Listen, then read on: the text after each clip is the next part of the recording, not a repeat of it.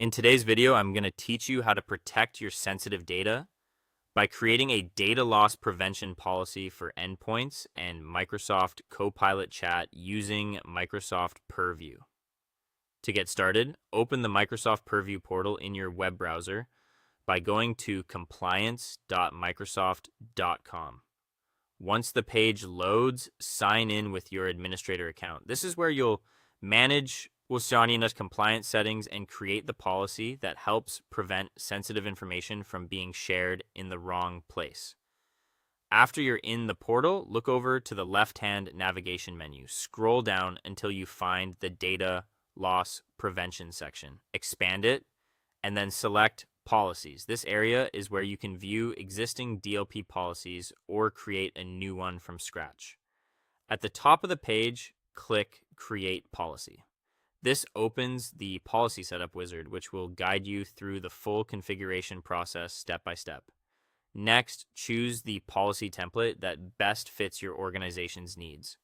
You can select a built-in category such as financial or healthcare if you want a faster starting point based on common compliance scenarios.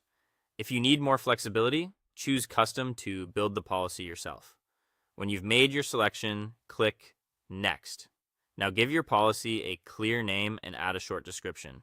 Try to make both easy to recognize later, especially if your organization will have multiple policies in place. Once that's done, click Next to continue. On the Locations page, turn on Devices so the policy applies to endpoints. Then turn on Microsoft Copilot Chat so the policy can help prevent sensitive data from being used in AI interactions. This is an important part of extending protection beyond traditional file and email workflows. After enabling both locations, click Next. You'll then define the policy settings and rules. Choose the option to create advanced DLP rules and click Create Rule. In this section, specify the types of sensitive information you want the policy to detect. For example, you might target credit card numbers or internal documents.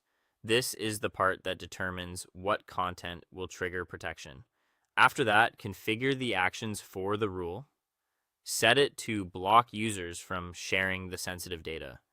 Then enable user notifications so employees receive a message explaining why the content was blocked.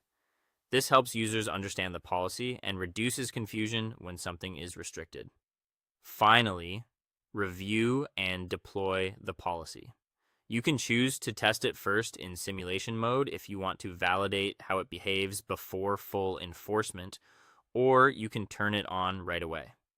On the final review screen, carefully check the configuration, then click Submit to save and apply the policy. Thanks for watching, and you're now ready to help keep your organization's data secure across devices and AI tools.